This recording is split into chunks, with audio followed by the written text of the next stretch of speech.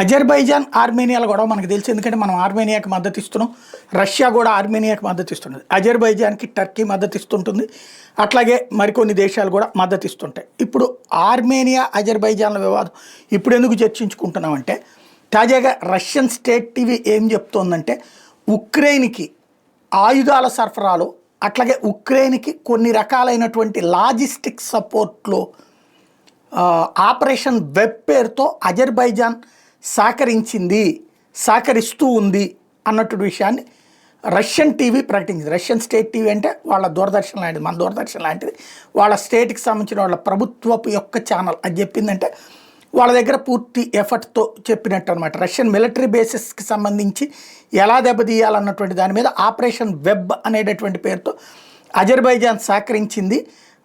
ఏదైతే రష్యాకు సంబంధించినటువంటి లాజిస్టిక్స్ని దెబ్బతీయడానికి, సైబర్ అటాక్స్ చేయడానికి సహకరించింది అన్నటువంటి విషయాన్ని రష్యా భావిస్తోంది. అంటే రేపో మాపో అజర్బైజాన్కి ఇక చుక్కలు చూపెట్టేటటువంటి అటాక్ జరగచ్చు అనమాట.